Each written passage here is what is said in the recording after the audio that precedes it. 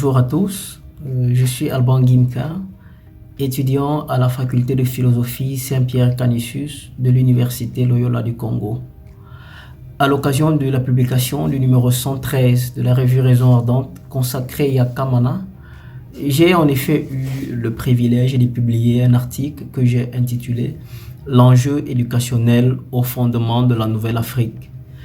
Et cette orientation que j'ai choisie trouve sa justification dans au moins 3 raisons.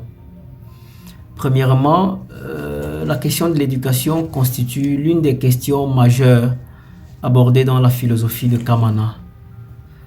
Deuxièmement, et c'est une considération générale, cette même question de l'éducation reçoit ses lettres de noblesse d'un nombre considérable d'auteurs qui estiment que l'éducation est ce socle sur lequel se joue l'avenir des individus, des peuples, voire des nations.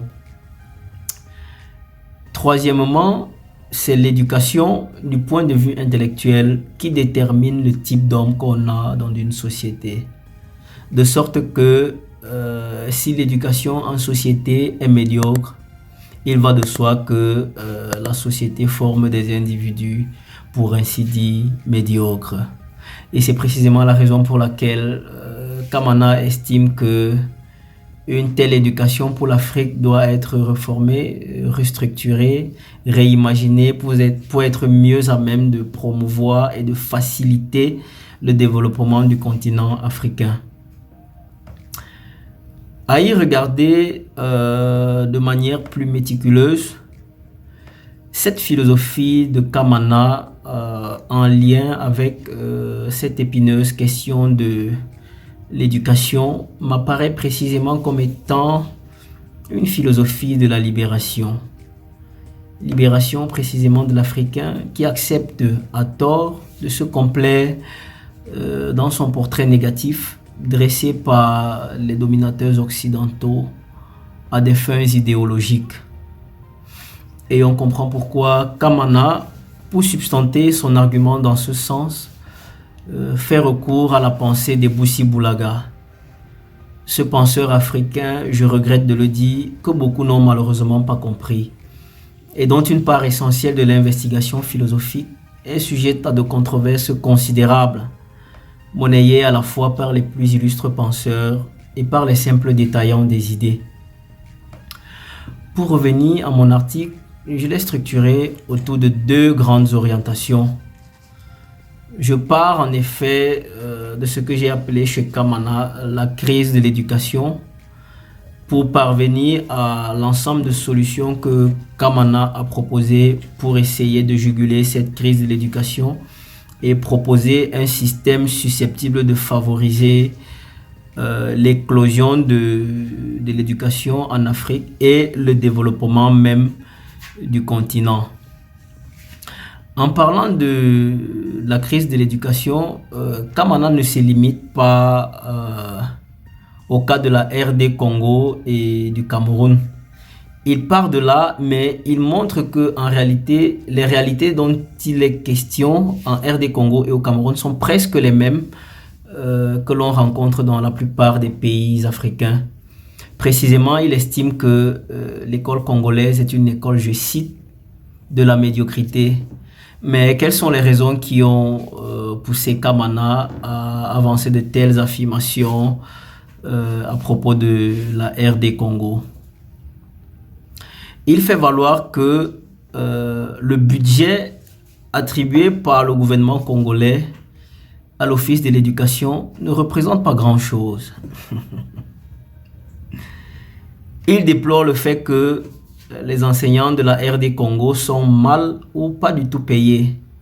Il me semble que c'est aussi le cas au Cameroun jusqu'à présent où depuis quelques semaines prévaut ce qu'on a appelé l'opération OTS ou bien l'opération Crémode ou je ne sais quoi d'autre.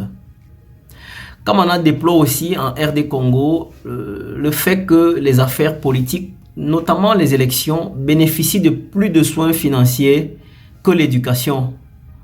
Or, il semble à en croire Kamana que c'est sur l'éducation que se joue l'avenir de l'Afrique.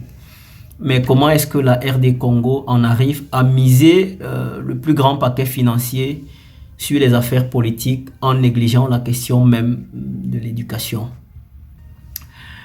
Pour aller plus loin dans sa liste de sombres constats, Kamana laisse entendre qu'il n'est plus question pour l'Afrique d'espérer le soutien déguisé de ce qu'il appelle l'argent occidental.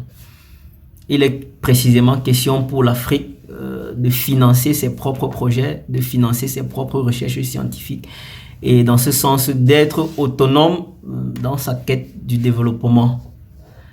En abordant la liste des solutions que Kamana propose pour juguler cette crise, il y a tout un ensemble de solutions que Kamana a proposées et que j'ai ramené en 3 grands groupes, à savoir l'art d'inservitude, ce qui concerne l'amour et des réformes méthodologiques. Pour ce qui concerne l'art d'inservitude, Kamana signale que ce concept a été élaboré à partir d'une lecture assidue de la pensée de Fabien Ebousi-Boulaga. Notamment, l'art d'inservitude à 2 moments. Premièrement, il s'agit de se débarrasser de cette littérature négative donnée par les Occidentaux sur l'Afrique. Et deuxièmement, il s'agit de se constituer un sujet autonome, capable d'autodétermination. Et dans l'identité culturelle négro-africaine, Fabien Ebousi-Boulaga parle en effet de l'autodéveloppement. Et Kamana conclut qu'un tel art est à promouvoir, un tel art est à enseigner à toute la jeunesse africaine. Ensuite, dans ce qui concerne l'amour, Kamana laisse entendre que ce qui concerne l'amour, c'est un engagement à agir dans le sens de la transformation. Mais qu'est-ce qu'il s'agit de transformer? Il s'agit de transformer les individus, il s'agit de transformer les institutions.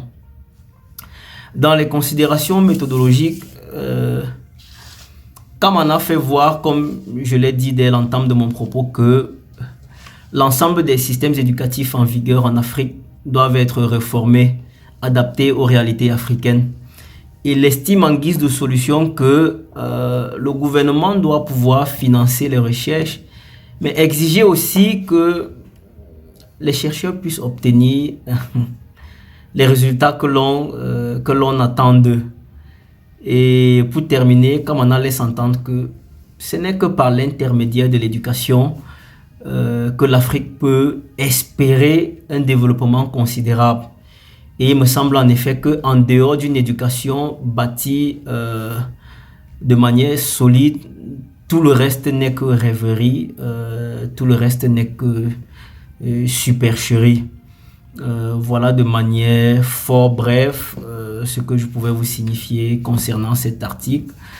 Je vous invite à le lire pour pouvoir tirer profit des autres points que j'ai omis à dessein ici.